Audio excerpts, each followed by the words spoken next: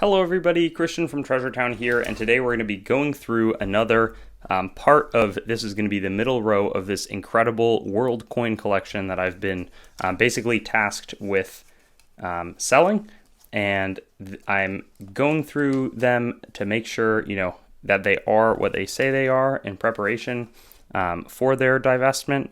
This is an absolutely gorgeous, beautiful, toned 1813 Canton of Freiburg. I believe it's a 4 francs. Yep, there it says 4 franc. Now, Switzerland is in different cantons at this point, but fabulous coin right there. Gorgeous surfaces. I don't have as much commentary on them because I'm seeing them pretty much for the first time. I did a very brief look through before, just to realize that the coins were not worth zero. But I think they're going to be worth a lot more than that in the coming months as they get sold and we figure out just what we're dealing with. But here's a 5 francs. I mean, just these larger coins, incredible artwork on all of them. This is, again, from Freiburg, and just a reminder of the incredible coin history that exists. Geneva 5 francs. Beautiful. A lot of people having one of these in their collection would be a significant accomplishment. It certainly would be for me. I now have some nicer stuff in my collection, but I also keep things moving. And there's the Post Tenebras Lux saying. Maybe that's like a Genevan motto or something like that. But here's a Glarus 40 Batson. I think the cantons unite in 1847 or 1849, something like that. And such beautiful luster still remains on these with the old toning that occurs from being put in these flips for the past. We determined at least the latest coin I think we saw was from like the 1935 Canton Luzerne 1814. Again, before, there we go, the 21 Canton.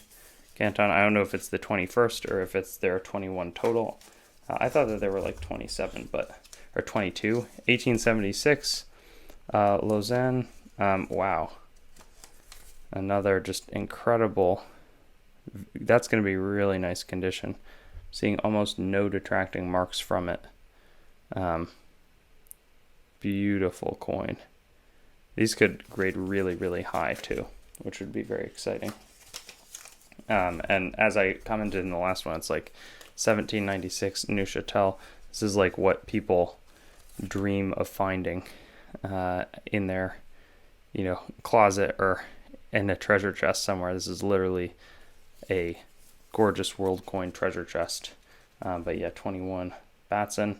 I saw a flip on the inside of that flip that said it maybe had been bought for $5 a while ago. So I don't know when the last time you could acquire one of those for $5 was, but it's been a long time. Here's a 1620, it looks like. That's much earlier. Moneta Nova. Apparently it's a Schaffhausen. But yeah, curious on condition. I think I'll do a separate grading video. Maybe we'll prepare a few batches here because all of these will be graded when I send them to different auction houses. This is St. Gallen 1622 Thaler. It's like I could grade this stuff and then put it on my eBay and see what happens to it. But I know I can get much more other methods. Here's a 20 bats from Solothurn. And what matters to me, I did not buy this collection outright because I knew I wouldn't sit right with me to pay somebody 50% or so of the value. Much rather get the maximum value for them. Again, here's the Canton of Ticino. Similar. Okay, now it must be, that's the 19 Canton. Maybe the last one was 19 too, 4 francs. Somebody's collected these for a long time. Apparently there's another box like this that was sold to a coin dealer for $800. Then the family that owned it was like, oh my gosh, we're going to seize these and have an expert look at them. They got in touch with me, and now I'm really excited to represent them and do well for them. But I wanted to show my sort of live unboxing of a new collection. This is from Zug 1622. Take you along my journey. Just incredible. A taller. And as I was saying this in one of the last videos, here's a 1761 Zurich taller. A lot of this stuff will probably be available for sale in auction, and I'll alert people. Wow. Beautiful city scene. I'm still excited to see what the most expensive coin from this group will be, because I think some of it will probably sell for quite a lot. But yeah, 1761 taler from Switzerland. Here's a 4 francs from the Republic, 1799 in this interesting 4 franken. Wow, very nice. That one's more worn, but super original coins here, which is very important. That matters a lot to people. Here's their well-known style, 1874. Beautiful, some rim dings. But I'm just so thankful to... I have to stop saying that. But like, this is the sort of thing, as I build a coin business, that like I want to show people. I want to be transparent about how I'm doing it, because I wouldn't want to tell anybody, or maybe I would just make up this consigning thing as a lie, but I promise it's not. That could be a little less expensive. I'm not really sure what a 5 franc from 1923 trades for. And wow, 1642 Sweden. Okay, before I say this though, like, yeah, my hope is that I can just be operating at such scale where I can have low margins on what I'm doing, and it can be an incredible business in the long term. And when I have a mentality of building a business for 50, 60, 80 years, then, I can maybe forego shorter term profits to build a brand of trust. Right here, 1 Rigsdaler, 1642 from Sweden. I think this could be more expensive. I've heard of Rigsdalers. Queen Christina. I've traded some Christina stuff that was pretty expensive, and it was like copper stuff and not great grade. So I think that could be a real standout item as well. And I should go a little faster here. Charles the 11th, but I just want to like respect all of these incredible coins. 4 marks from Sweden, 4M. Carolus the 11th. Okay, here's a more modern Swedish 5 kroner from 1935. I think that was the year we saw the Venezuelan 5 bolivars from. I mean, it's very pretty. I don't know that that's going to be any upper condition item, though. 1792 Gustavus, also 1 Rigsdaler. Incredible. Whoa. Dang. I really like how the toning has occurred on these coins from being in the flips for a long time. And I'm not sure if they would be dipped or not, and if they would look pretty if they were dipped or not. Take a look at this. So shiny. 1 probably Rigsdaler as well. Rat och Sanning. Super interesting. Yeah, and I can't tell if that's circulated or not. It looks, I mean, I shouldn't say that, I can't tell, but it's just like an interesting how frosty it is on this side, and then there's still some detracting marks through the coin, but I think it will still grade pretty nice, assuming it grades straight. That's the other thing on a lot of items like this. I'm less sure of like what's going to be straight grade, what's not. Here's a 4 Rigsdaler from probably Sweden as well, or maybe Norway, but I think it's Sweden. 4 Rigsdaler. Silver mint. There's also like lots of different types of Swedish coins. Ooh, and we have a 1589 Tuscany scudo. Wow. Beautiful, large coin right there. Incredible. From Ferdinand the First, a scudo. That could be a big coin, if I had to guess. I would think that will be pretty significantly expensive. A Francesco, earlier 1584 scudo, incredible. Fran, Med, Mag, and the like political systems of this time must have been so different. They have a beautiful holding across, 1584, just super thick, large, rare coin. You know, and the coins are super weighty in hand. Just incredible depth in their detail. Ferdinand II Tuscany one, but this was as what, Johannes Baptista, John the Baptist, probably, with this design on the other side of it. You know, and a little bit of red, fiery red toning. I think these are going to be big time coins. 1683 Cosimo III. Wow. Beautiful. Really incredible look.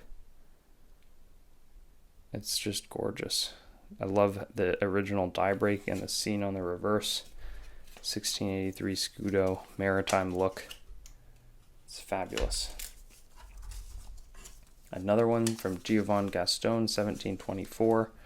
This one unfortunately has a hole in it. But Fides. Great looking castle. Just so impressed with all of the designs here. 1750. Ooh, and a Lafayette dollar in the back. Tuscany of Francis III. Scudo. Incredible. 1750. Here is a 1900 Lafayette dollar. Okay, very nice. Not in as incredible of a shape, but it's in crown size. I believe this was the only commemorative silver dollar that we made, unless I'm forgetting something obvious. You know, we started the classic commemoratives in 1892 with Columbus. Let me just put this back here. But that's still, I mean, it's still a very valuable multiple hundreds of dollars of coins and value. 1691 Bamberg Taler of Marquard Sebastian. Beautiful, beautiful. Look at that.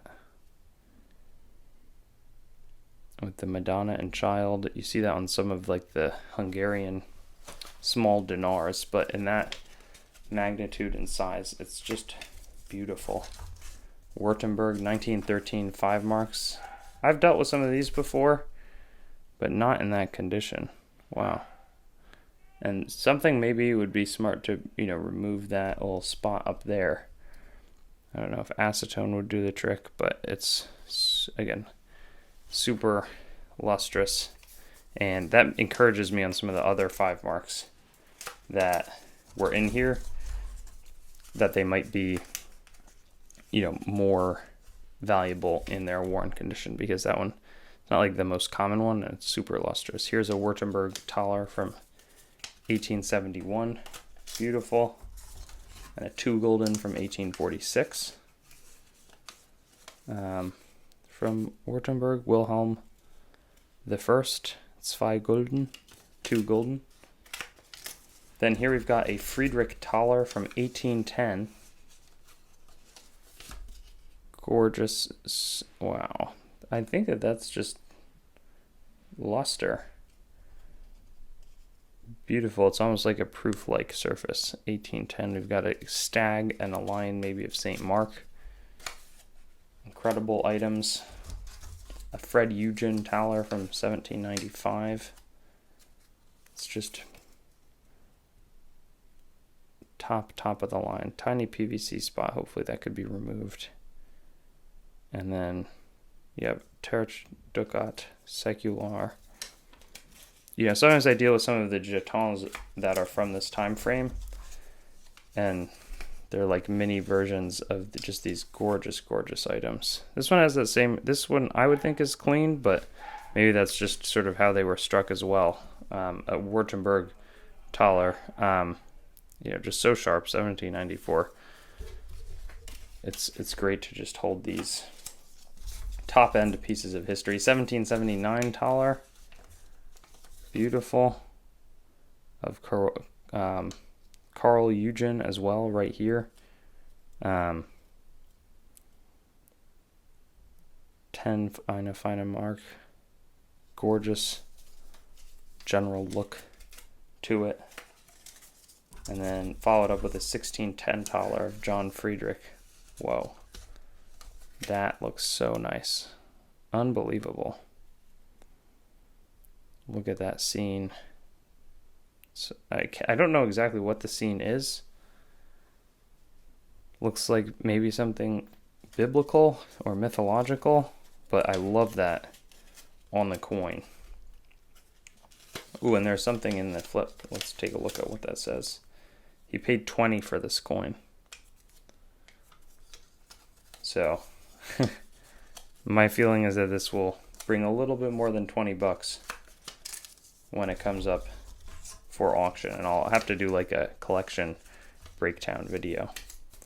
1858 Tuscany Leopold item. Wow.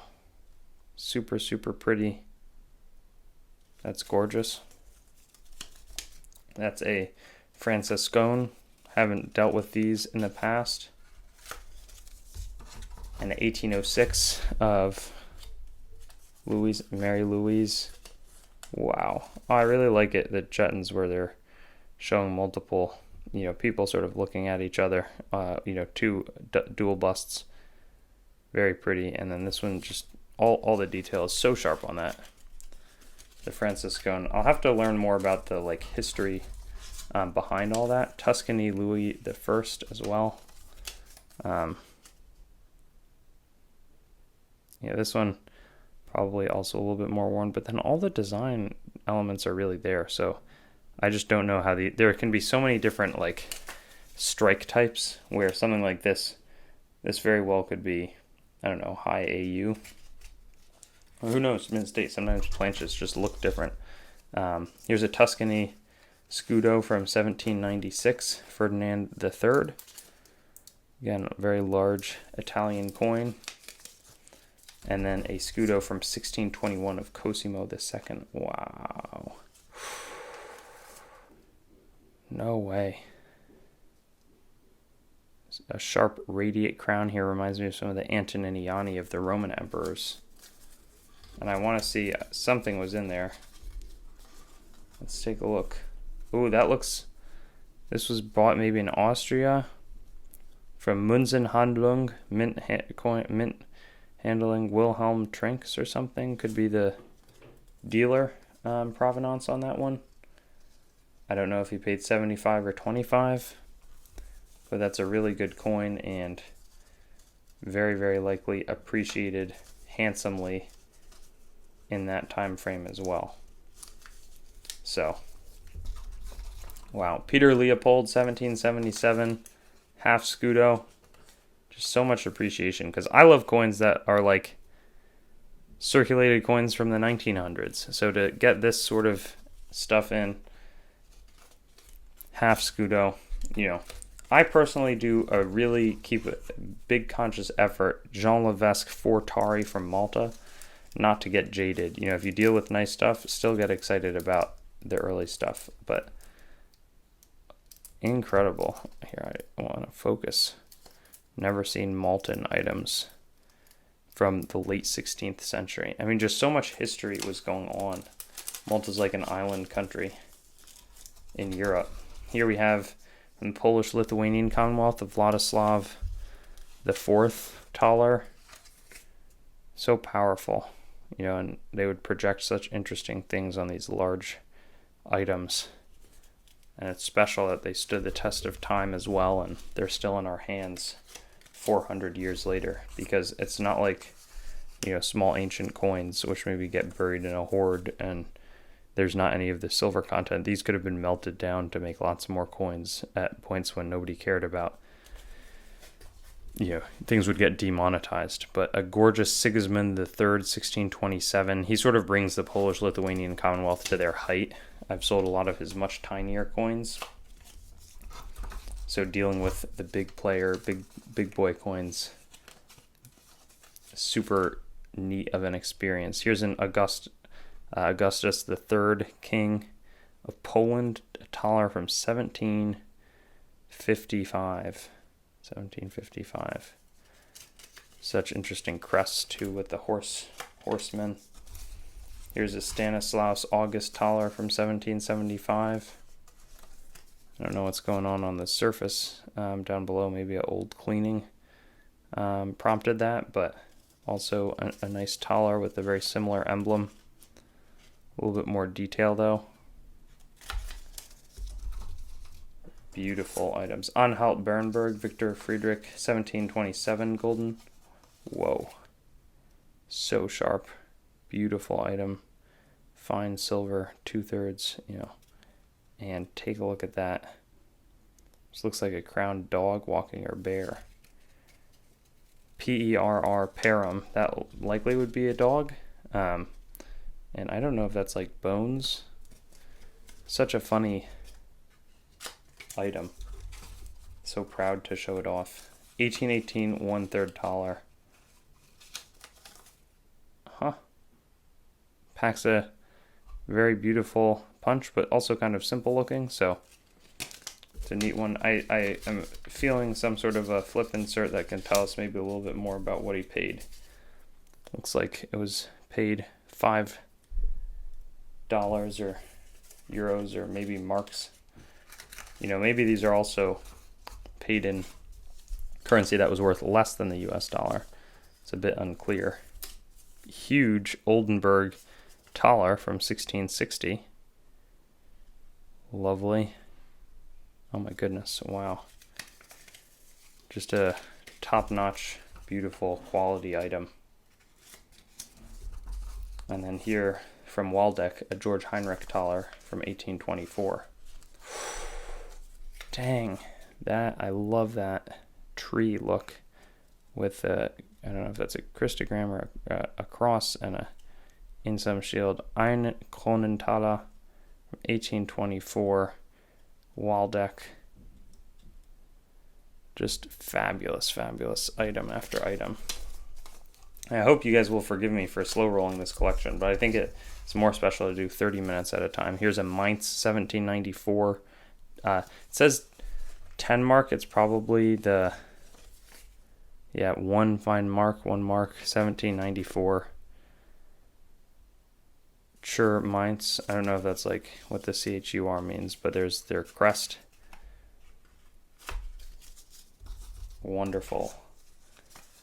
Yeah, there's fewer and fewer of these types of collections remain, so passing them on to collectors who will appreciate them. And Emmerich Joseph Mainz Thaler from 1765. Oh my gosh, wow. Just phenomenal items here. Here's a 1609 Thaler from John Ernst, Saxe-Weimar. Oh wow, I love the ones with just interesting scenes. This one looks like 4 children or something. And on this side, maybe it's a mythological themes in there. But that should be a very nice and likely quite expensive coin as well. Ooh, and that one they've spent 10 for, so that seems like a better rate of return. But I'm guessing that a lot of this was accumulated while over in Europe by the looks of it. Here's an 1841 Saxe-Coburg Thaler, and we're sort of coming to the close. We've got about 11 coins or so left. Beautiful. 1 Thaler, 16 fine. 2 Thalers from Saxe-Altenburg in 1852. My goodness, so beautiful. And Georg Herzog zu Sachsen-Altenburg, how wonderful. And there are only a few left here, but I had a brief interruption. This next one looks like another Thaler, 1765 of Ernst Fried. These just amaze me. And, you know, whenever I pull them back, you know, you can always see sort of that fuchsia old toning that seems to have appeared on many of these coins. Fascinating. 10 Eine Feine Mark 1765. And again, from my perspective, I don't know if we're looking at $150 coins. Here's a 1784 Salzburg Hieronymus. $700 coins, $2,000 items. That one looks like it's been, you can see the polish marks along that. So that one looks like it's been cleaned, but certainly, you know, could still be a $200 coin. I'm not totally sure. This one's exciting. Francis Anton 1712 taler. That could be very good. Wow. Beautiful artistry. And then that signature old look. Franciscus Anton, Prince de Harrach, which I'm not sure exactly what that means. But also there would have been so many different like wars going on. 1619, Mark Sidich, when these coins were produced. And I can just imagine building and curating this collection as a lifetime pursuit with a fair amount of disposable income in the early 1900s would have been such a fun journey, because back then there was just much less awareness. Here's a taler from 1803 of Ferdinand, of rarity, and that sort of thing. And this one is pretty. Looks like a little lamination on the side there, but a lot of luster, really fresh appearance. And that one, I do want to, again, just for history, looks like it was bought for 14, so 14 something. I don't know all of the different currency conversions, so if you have an idea, let me know. 1644 Saxe-Altenburg Friedrich Wilhelm. Whoa. Yeah, this again seems like the sort of one that would be more expensive relative to some of these other ones. Beautiful level of detail, super large planchet, a lot of rarity. 1572, a $50, going back even a little bit. Dang. Just nice condition items, and very old ones at that. I thought I saw something in the middle here, and let's take a look. Saliensen Weimar. Maybe that's the company that would have sold this one, and then the identifying information. But it looks well before print was like being used to make the different flips and that sort of thing. So such an old, but I guess I do handwriting on my coins to have their inventory number. 1592 taler. Again, with a wonderful double portrait. I just really like how that generally appears. And then a very elaborate crest on the reverse. But I'm sure that there was some interesting historical significance to John and FRWM, which is probably like Friedrich Wilhelm or something like that. I've only got a few more. It looks like 4 more coins at this point. 1864 taler. Probably a more modern item, and still, very few detracting marks on that one. So, like, I really wonder if there's booming luster underneath, or what's going on with these coins. This one is going to be older. John Friedrich II from 1554 to 1557, and it's a big one as well. This one's quite attractive. And we've got multiple people here. He's got quite a strong chin and beard. But a mid-16th century Saxe-Gotha taler. I also wonder sort of what the societal function was for items of these years. Here's John Casimir and John Ernst taler from 1627. Incredible. Wow. Beautiful, beautiful, beautiful item. And oh my gosh, it's like rainbow delight. I'm a huge fan of how that looks. It's just such an intricate design with, the individual likely letter punches that maybe have been repunched. But seems like a highlight to me. And then our last one is Paris von Lodron, 1625 taler. Big time coin, maybe. Still in nice shape with a lot of luster on there. And there we see whoever that is in his, outfit and crowned head and helmet. Beautiful look to close out this specific video, and makes me doubly excited to get into the final stretch. I think we've uncovered a lot of great coins, but I'm hoping, always going for gold. So I'll do a little preview. This one will probably come out in a week, but 1817 peso. That's not too expensive. 1923 peace dollar, but maybe it's in super good shape.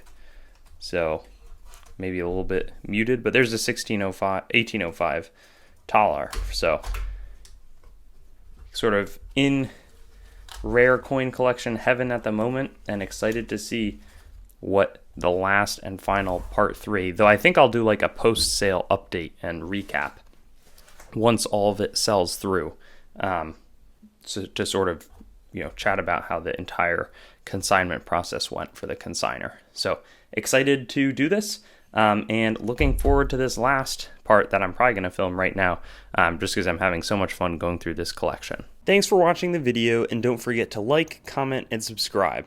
Also, be sure to visit our website, treasuretown.com, to stay up to date on everything going on the channel and possibly get some great deals on coins and collectibles. We look forward to seeing you on our future videos, and best wishes until then.